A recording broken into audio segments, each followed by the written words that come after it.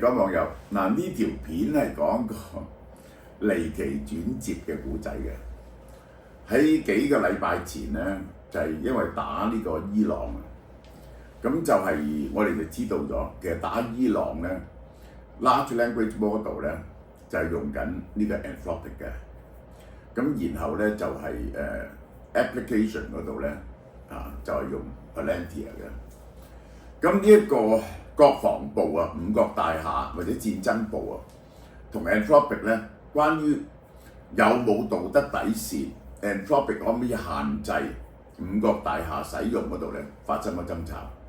咁咧 Donald Trump 咧要對付 Anthropic， 但係而家轉咗，而家咧就要討好翻 Anthropic 喎，爭住用翻 Anthropic 喎，點解咧？呢個係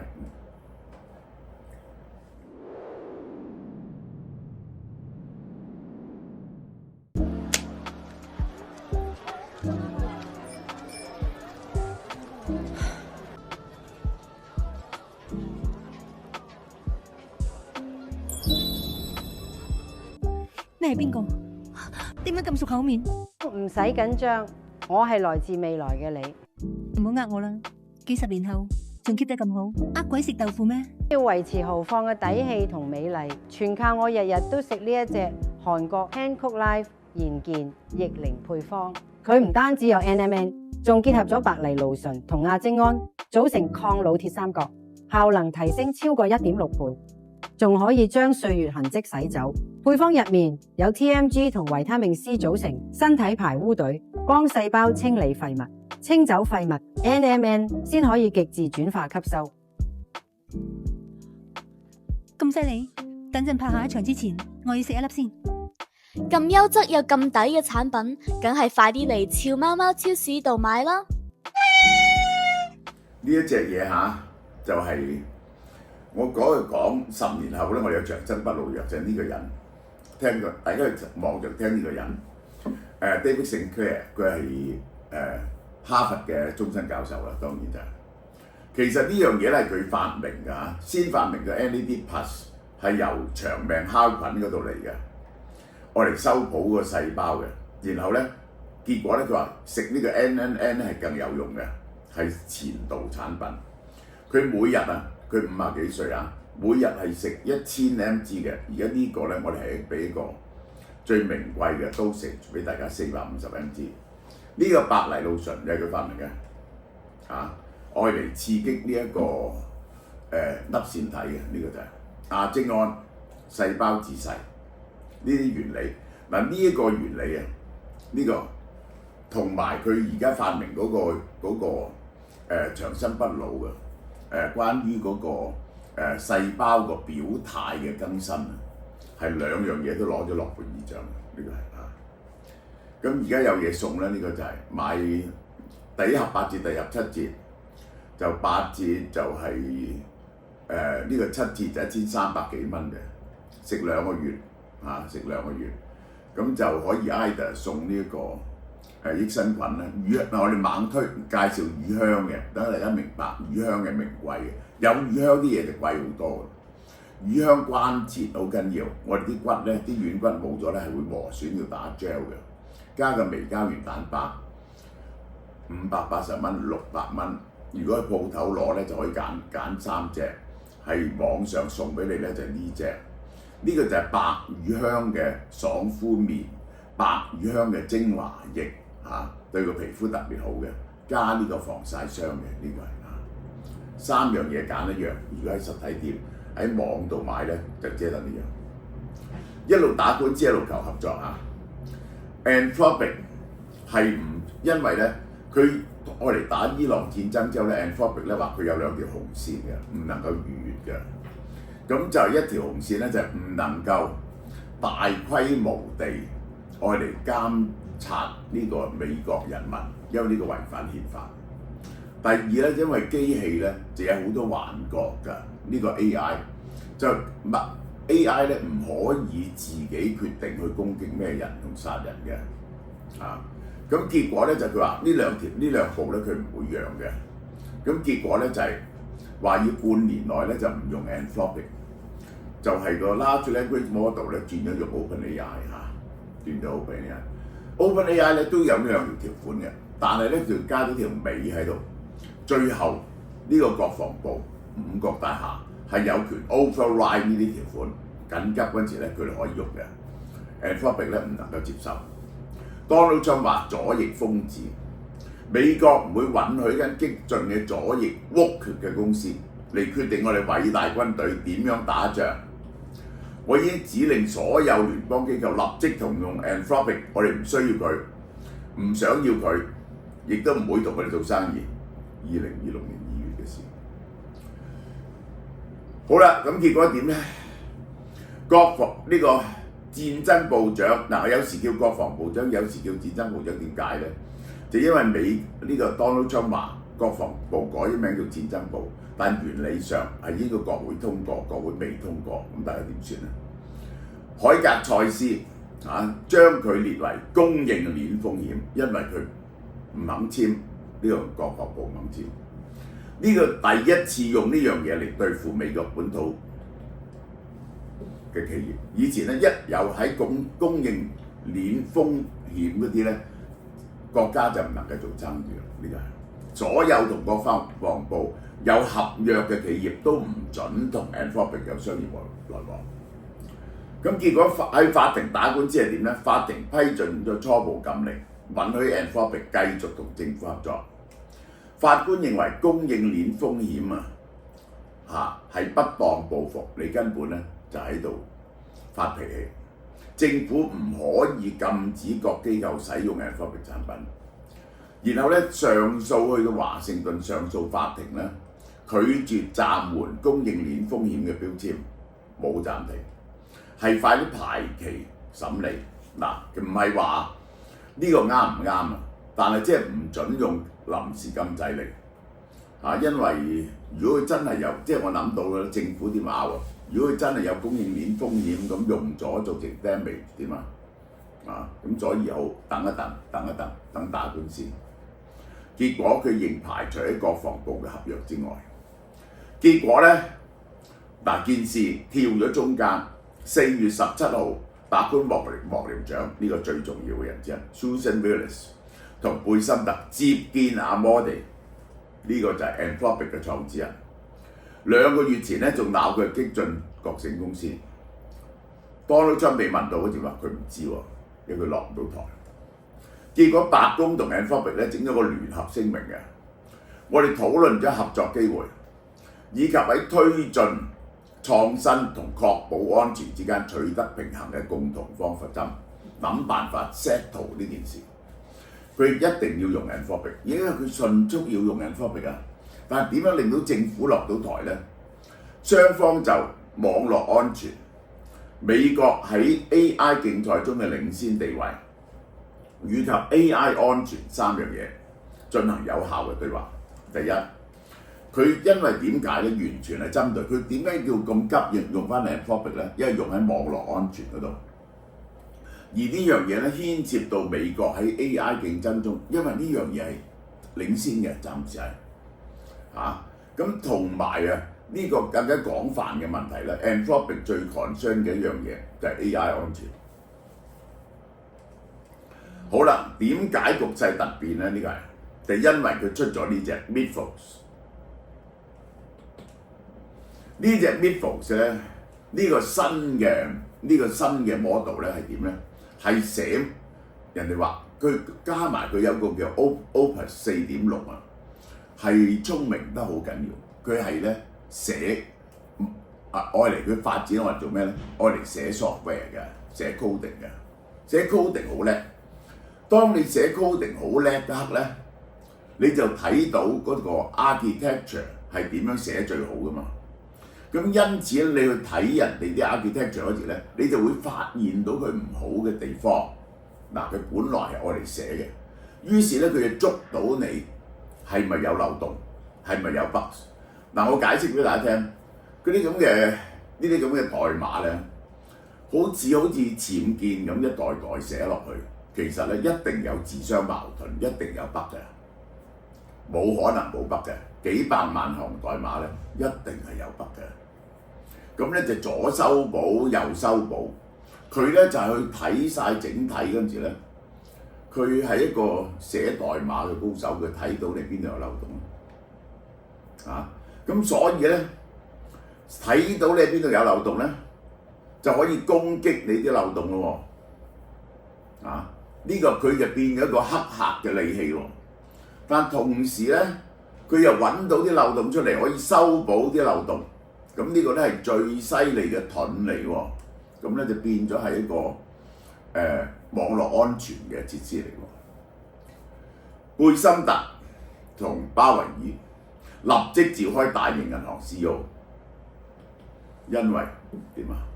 佢哋嘅立場，喂，如果銀行嗰啲整咗幾十年嘅嘢俾人哋 hack 咗入去，咪大鑊，偷走晒啲錢咁點啊？呢個係破壞晒你啲金融體系點啊？立即開始個會議，軟件股第二日啫，同網絡安全股大跌，個價值仲存唔存在？整一樣咁嘅嘢，你嗰啲網絡安全啊，其實咧人人都要用佢呢套嘢，咁你嘅價值喺邊度？冇辦法啦，聯邦資訊長即刻叫內閣部門準備接入 Mythos， 因為咧已經係散咗俾40幾間公司。如果真係流咗出去，有人有咗呢套嘢嗰時咧，你唔立即用呢套嘢嚟到揾到啲漏洞出嚟修補咗佢咧，你就好危險。所以就唔等得嘅呢個係。貝森特稱讚 Mythos 係對中國 AI 競爭嘅突破。係美國呢個 AI 嘅突破嚟嘅，結果由幕僚長同貝森特去氹翻阿摩地。雖然 Donald Trump 下令停用 Anthropic， 但至少兩個大型聯邦機構員工近日已經聯繫 Anthropic， 希望將 Mythos 咧納入網絡防禦體系入邊，要立即幫我哋睇下我哋套嘢有冇漏洞。商務部下邊嘅 AI 標準創新中心進行紅隊測試，紅隊藍隊即係試圖攻擊同防守，評估 Mythos 嘅攻擊能力。至少有3個委員會國會要求閉門簡報，咁大鑊，即係未有量子電腦咧，先搞咗呢樣嘢出嚟，係世界上最犀利嘅寫 coding 嘅嘢，因此佢招晒你啲漏洞。財政部技術團隊都試圖用 Mythos 咧掃描自己系統嘅未知漏洞，而我哋套嘢係咪有 bugs 俾人哋可以 hack 到入嚟可以支配財政部啲錢咧？逼美國政府投降，淨係呢個模型。呢個咧即係可以話俾大家聽，呢個知識嘅力量啊，你美國政府咁龐大嘅力量喺呢樣嘢前面就跪低咗。Anthropic 憑最新嘅 AI 模型喺網絡安全任務上超越人類嘅表示。4月7號經預覽版 beta 版發布，向40間審核機構開放。呢40間都係涉及大型嘅雲端、大型嘅銀行體系嘅 software。呢啲咧呢一個雲端安全呢一個係嚴重嘅OS 可信嘅人40間，你咧就俾你試，你就去掃描你嗰度係你啲系統有咩漏洞咧，你哋修復，即係先搜咗先，然後咧再考慮點樣放翻出去。呢個就係3大能力喺所有主流作業系統同網絡預覽器都發現漏洞，咁大鑊！即係咧嗰啲有啲好完善嘅，搞咗幾十年，譬如話銀行啊呢啲咁咧，佢一掃發現有漏洞，全部都俾佢揾到漏洞出嚟。而且咧佢咁嘅可以獨立完成32個步驟嘅完整企業攻擊鏈。嗱，我要解釋俾你聽，佢唔係揾到你一個漏洞就致命嘅。佢係好似喺個迷宮度左閃右避咁，由呢個漏洞咧就可以跳去嗰度踩第2個漏洞，於是幾步之後咧就入咗你嘅核心入邊。佢呢套嘢可以自己行32步，將你啲小漏洞連結拆解成為一個大漏洞。寫程寫 program 好快，速度更快，質素更高，成本更低，超過而家所有嘅 AI 模型。全球嘅關鍵系統都受影響，好啦，呢啲係最 basic 嘅嘢 ，Windows Mac OS 呢個 Linux 都俾佢揾到漏洞出嚟。好啦 ，browser 啦、Chrome 啦、Firefox 啦、Safari 啦，所有電力供水 SCADA 控制系統，佢都走到入去。銀行交易、開戶、KYC 系統、存戶系統、醫院系統、軍事設施、訂票系統、零售系統，哇！真係你知道，如果呢啲咁樣嘅嘢，好似變咗係喺佢下邊變咗好似裸跑咁嘅時候咧，呢個係一樣幾危險嘅事，可以牽涉到咧呢個國家安全、金融安全所有嘢。藏咗16年，舉幾個例，500萬次測試未有發現嘅。Midfall 喺個全球使用嘅影片軟件入邊，發現咗個16年嘅安全漏洞。過去有自動化網絡安全系統對呢個軟件執行咗500萬次測試，都揾唔到呢個漏洞，短時間揾到問題並且修補。另外有一個系統入邊咧，發現咗隱藏27年嘅漏洞。將你幾百萬行代碼由頭睇到尾，有乜嘢互相矛盾可以利用嘅地方？呢個寫錯嘅地方。英國 AI 安全研究所嘅評估，專家級 CDF 任務成功率高達73%，呢個最高級嘅呢個就係評估呢個 coding，可以完成23個步驟嘅攻擊鏈，發現咗幾十年嘅程式漏洞，而去編寫攻擊模式。測試未納入企業實際防禦體系，而家咧呢個測試咧冇實際去擺入去呢一個去攻擊人嘅，對防禦完善嘅睇係有冇效咧？嗱，結果唔能夠直接反映真實攻防嘅環境，呢啲測試咧唔可以，你要試下先得嘅，即係佢係懷疑啊，但我覺得冇乜理由。呢啲咧已經係證實咗，呢啲證實咗。Anthropic 點解唔能夠對外開放咧？鑑於 AI 進步嘅速度，你而家呢個嘢係天下第一嘅矛，佢又變咗天下第一嘅盾。而家佢行先，但係呢樣嘢咧好快第二間做到出嚟，類似能力好快擴散，於是咧落咗一啲唔守規矩嘅人手上。我哋唔打算向公眾全面開放 Midfall， 最終係安全可控嘅條件下邊先至會部署嘅，呢個係因為咧 Anthropic 呢個 Amodai 咧，佢當日係不滿呢一個佢係 OpenAI 走出嚟嘅，係 OpenAI 咧唔注重安全，唔注重 AI security， 所以走出嚟嘅，所以咧同埋唔注重道德，所以咧佢先至企硬個道德立場，就同埋國防部硬碰嘅。Project Glasswing 而家俾邊啲人合作咧 ？AWS 雲端Google、Microsoft 三大雲端，硬件製造商 Apple、NVIDIA 博通，網絡安全 CrowdStrike、Cisco、Palo Alto Networks， 呢啲網絡安全公司，其實網絡安全公司最大 Microsoft。金融機構 JP Morgan Chase， 總共40間試用你 scan 你就係去 scan 你自己嗰套嘢。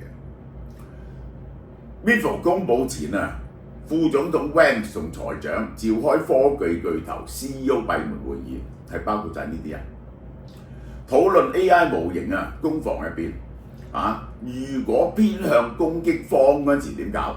攻擊方有利過防守方，攻擊方佔咗上風嗰陣時，咪好危險係咪？4月10號呢兩個人喺財政部總部召開緊急會議，一日後啫。與會銀行嘅系統重要性銀行，佢嘅穩定性關乎全球金融體系嘅，出席嘅包括花旗、摩根、富國、高盛、摩根大通，大蒙冇出席。銀行嘅 IT 環境同時運行緊好多年嘅舊體系，好多好舊佢哋嗰套 software 係你唔能夠成日換嘅，嗰度 basic software 好多由 IBM 嗰陣時做落嚟。但係佢有啲最新工具喎，佢有啲舊嘅軟件，又有啲最新嘅工具軟件。多數銀行採用相同嘅軟件進行開戶同 KYC 驗證，攻擊可以規模化發展。佢嗰係一套嘢嚟嘅，開戶口同驗證戶口係一套嘢嚟嘅。過去要國家級團隊先能夠完成嘅攻擊，而家一頭手提電腦就可以 hack 入呢個銀行入邊。證券業啦 ，SEC 啦，美國證券業協會警告財長，不法分子可能利用 MiFID 攻擊 SEC 嘅綜合審計追蹤系統 CAT 係大鑊，存儲散戶交易者嘅個人身份資料。ASA 要求立即暫停收集個人資料，並銷毀已經收集嘅交易數據。嗰個 CAT 咧係將你哋買賣個人買賣資料入晒嗰度，嚟到追蹤有冇不當嘅行為或者洗黑錢嘅。前 FDIC Insurance 即係銀行保險，即使去標籤化嘅 CAT 數據咧，就算冇咗個人化咧，淨係講啲行為嘅咧，都係戰略資產。AI 已經改變利用呢啲數據嘅成本結構，而家好容易用呢個 CAT 如果 scan 咗入去。英國銀行行長啊，我哋非常仔細研究最新嘅 AI 發展對網絡犯罪風險意味着乜嘢。MiFID 嘅出現震動咗業界，佢喺發現漏洞方面嘅能力遠超現在任何模型。你只要好叻寫，你就會知道睇到人哋個圖嘅錯誤喺邊度。你睇到人哋錯誤嗰套錯誤喺邊度，你就即係可以攻擊同埋可以修補。加拿大財長喺 IMF 提出 MiFID 嘅議題，佢形容 MiFID 咧係未知嘅未知，嚴重程度引起所有嘅財長關注，呢樣嘢太大鑊。聯歐盟咧亦都就 MiFID 嘅風險咧同 Anthropic 展開討論，立即討論呢個係。Goldman Sachs 軟件股一夜之間跌5%，標準500軟件服務今年來跌咗26%，好多呢啲係 SaaS 股，即係收 subscription 呢啲咧，係俾 Anthropic 打到嘔嘅，呢個係呢啲安全系統嗰啲跌7%。MiFID 讚佢喺能力同埋學習能力實現 leapfrog， 好似兔仔跳前一步。幾年後，美國而家嘅算力佔世界50%，但係美國一路換啲新晶片，幾年後就會佔7-8成。美國終於係佔到世界上9成嘅算力。我哋正朝呢個目標穩步前進，呢個就係嗱。而家咧美國領先指數咧就係領先咁多嘅啫，只係領先3至6個月。佢同時話美國嘅計算能力咧已經升到50，目標咧係70-80啊。其實咧呢個中國咧初咧就係雙方嗰個晶片啊，佢又偷運咗好多落去啦，偷運咗好多呢一個NVIDIA 嘅晶片啦，佢又自己做一啲啦，咁所以咧加埋佢哋對算力嘅發展啊，譬如蒸餾方法啊、MOE 啊咁咧，係令到佢哋咧係追到7-8成美國嘅。但係美國嘅算力再放前，嗰啲大型 LLM 咧用到而家用到嗰啲系統大到咧，你係好難追嘅。呢一個邊個嘅超級電腦咧？呢一個Tesla 嘅超級電腦咧，已經去到25萬片呢個 H100綁埋一齊，將會走到100萬片。中國 AI 股大跌喎，即係咧，如果人哋第一步，而家嗰個問題就係邊個第一步？智譜係好多人用啊。第一步咧係達到咗 AGI 嘅境界咧，你其他人就冇意思啦，因為佢就飛躍前進，乜嘢都破解晒嚟。Minimax 呢個好平嘅，呢個係跌13個目錄，佢嘅 token 好平。黃仁勳話要訓練一間 MiFID 咁樣所需要嘅計算能力相當普通，中國有大量能源、有空置、有通電嘅數據中心。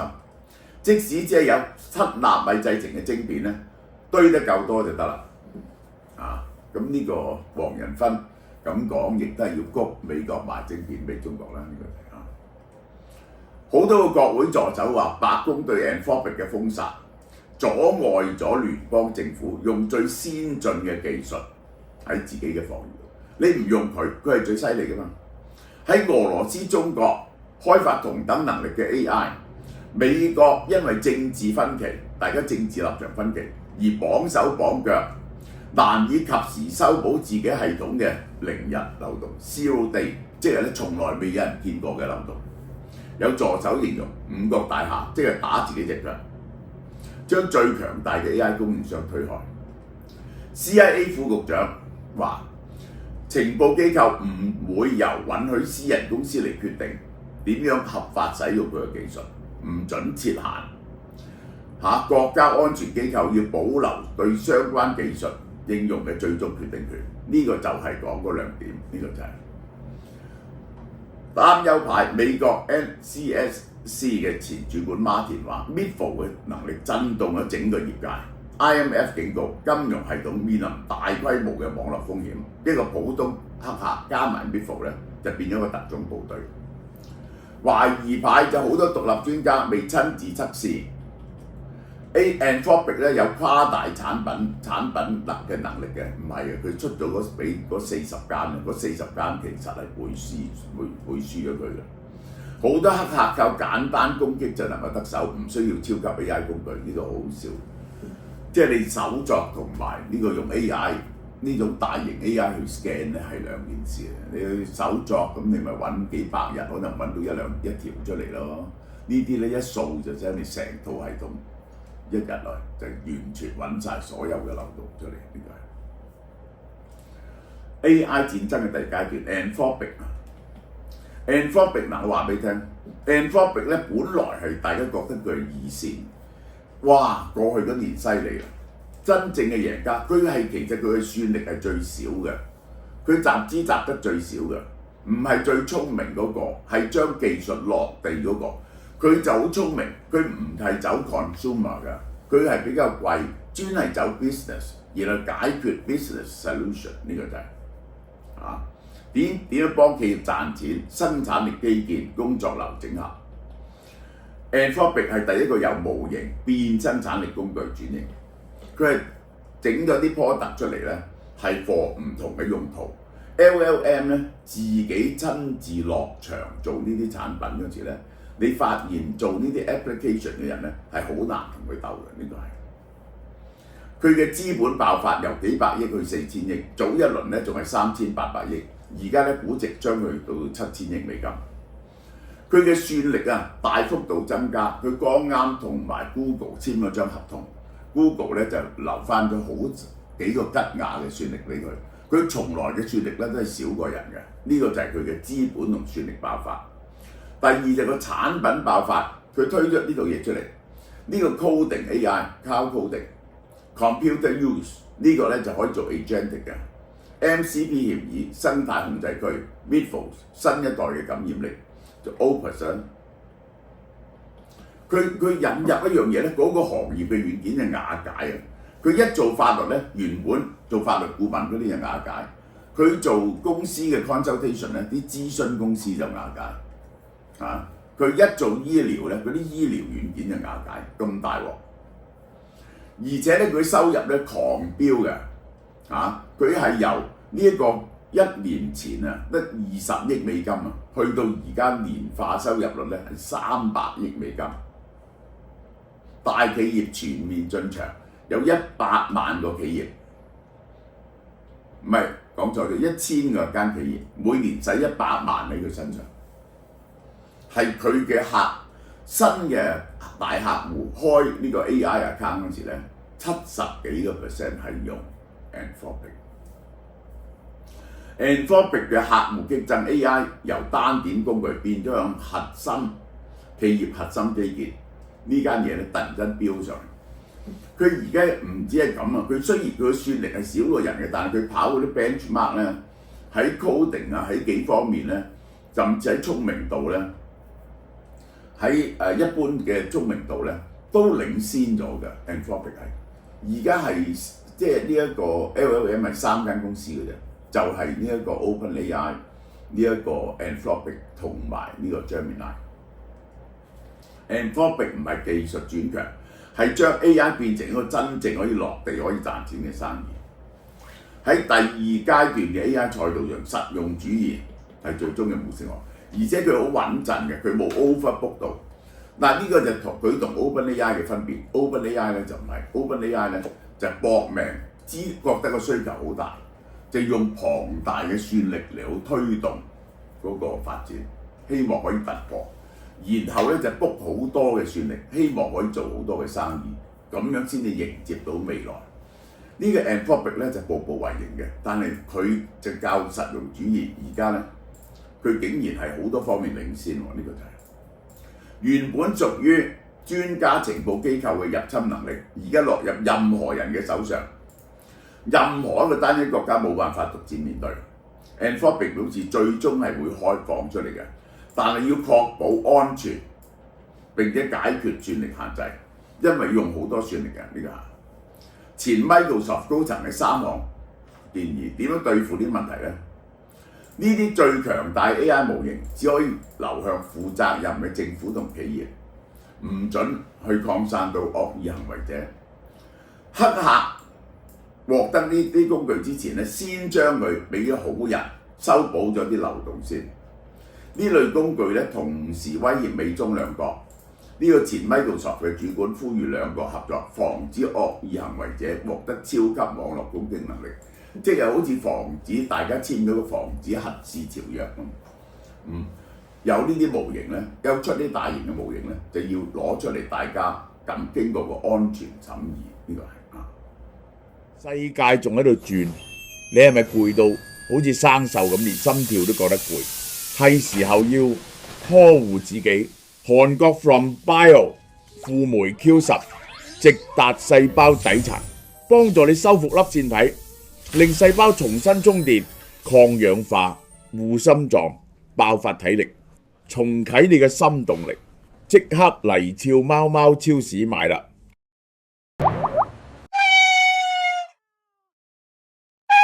好嗱，呢個超特價嚇，從來未試過咁平㗎呢隻。嗱呢個 Q10咧輔酶咧就係抗衰老嘅粒線體理論。我哋粒線體我哋細胞入邊咧係個 energizer 嚟嘅，佢咧就係點講啊？就係你媽媽傳俾你嘅，完全跟媽媽傳落嚟嘅。佢嘅特色咧就係咧係可以將啲糖分轉成能量嘅。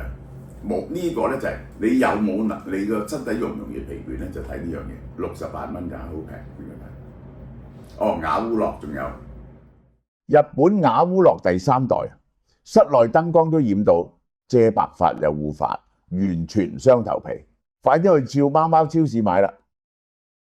嗱呢隻嘢咧就係我哋推薦咗好耐㗎啦嚇。咁而家賣翻8折，咁就係佢嘅好處就係咧，佢係冇阿摩尼亞味、冇金屬，你自己抹上去，每日有少少白啦，白你就抹少少啦。3日咧，佢就自己轉咗黑啦。呢個就係唔使去美髮店，亦都冇嗰啲惡臭嘅味道，亦都保護到你嘅頭髮同埋頭皮嘅，好受歡迎。好啦，電子消費券嚇呢一季，而家咁樣嘅啲電子消費券咧行新嘅制度，你幾時買咧都係有365日嘅。咁你用剩，然後你又買啲新嘅咧，咁又開始數365日，所以全部一齊數365日。